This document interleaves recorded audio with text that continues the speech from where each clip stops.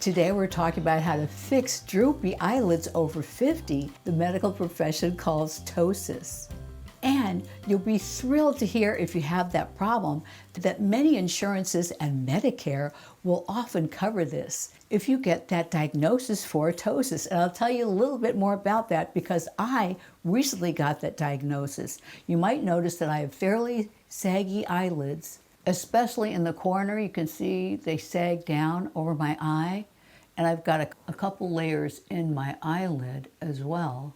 And my eyes, if I don't lift them up, you can see that it's really encroaching on my pupils, especially in my left eye. So I started wondering if my vision problems, which can also involve some blurring because of the weight of the eyelid on your cornea, could be from my heavy eyelids and the drooping. So I went to a specialist, an octoplastic surgeon, to talk to him about what could be done, which of course I'd like to fix my droopy eyelids from a vanity standpoint, but more importantly, from my vision.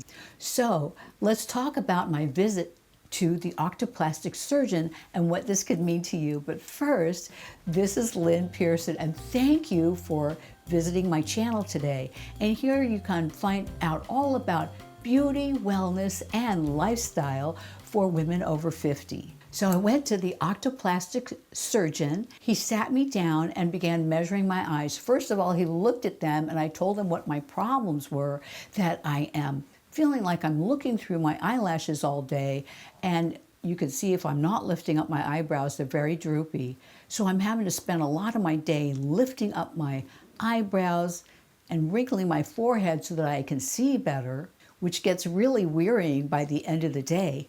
Then he began measuring the distance from my pupil and my eyelid all over the place. So I can't tell you exactly what he ended up doing, but he asked me all kinds of questions about my health, if I had high blood pressure, different questions to find out if I had a stroke, if I wore contacts, because I guess this problem can also be caused as a reaction to contacts. I don't wear contacts and I am very, very healthy except for this ptosis. Told me that he would have his assistant give me a field vision test.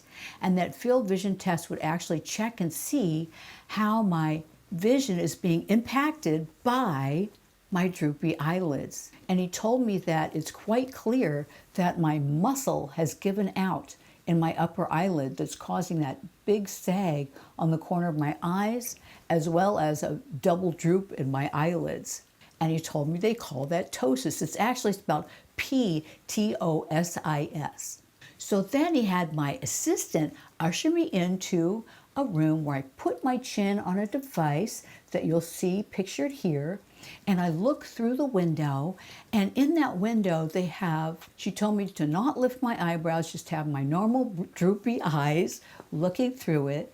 She told me to let her know when I could see the white dots. So in it's like little stars. They light up all these different dots of light, one after the other, and they start from way up high above your eye and then bring them down across your vision down lower. And it was really shocking to me, the difference between the first test and after she taped up my eyelids. So I'm seeing these dots all above my eyes. I should say I'm not seeing these lights above my eyes until she brought them right down across my vision. Same with one, and I could tell this eye was not quite as bad as that one, but I couldn't see very far above or far below. So next, she actually put some physical tape on my eyelids, taping them up like that.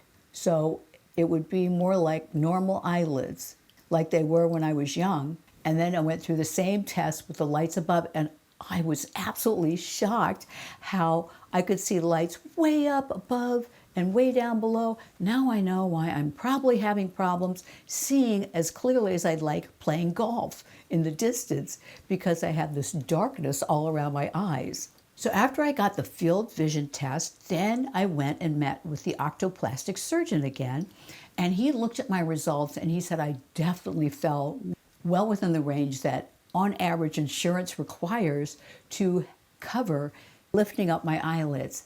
And he went ahead and gave me some drops, because with the drops in my eyes, if they affected the levator muscle, it's like elevator without the E, that lifts up my eyelid. He could go in from underneath the eyelid and I wouldn't have a scar to deal with. Of course, those scars tend to heal pretty quickly. So I went ahead and put drops in my eyelids, and it was amazing how my eyelids opened quite a bit more with those drops. And he said I definitely wasn't a candidate if I didn't want to deal with the sag in the top of my eyelids. Well, of course, I said, yes, I do want to do that. And I found out that many physicians will cover that surgery to take out the extra folds in your eyelid at no extra cost. And my sister had that kind of surgery, and you can't see her scars at all. I have a number of friends that have had eyelid surgery, and they're fantastic about putting that in the crease now. While I'm at it, I'll probably get surgery also for my under eyes to help with my sagging and my lines there as well, but I'd have to pay for that. I don't know if insurance ever covers that, but I didn't fall into that area. Then the doctor started asking me some questions that were really scary. He asked me to sign a pre-authorization, but I wasn't committing to anything. And he wanted me to be aware that in some extreme circumstances, the surgery can result in blindness or the eyelid not closing all the way, different issues like that. But I figured he was a very skilled surgeon, so I wasn't too concerned about that, although the idea is pretty terrifying, I have to admit. So he said he would go ahead and send in a pre-authorization to my Medicare insurance and then get back to me with the results. So I'll link another video you'll want to watch in the description below from Dr. Amaya Prasad, who talks all about ptosis and what is involved with the surgery, as well as before and after, what it looks like. So next you'll want to go to this video where I talk about how to use makeup to hide those droopy eyelids and give your eyes some spark and definition. I'll see you in that next video.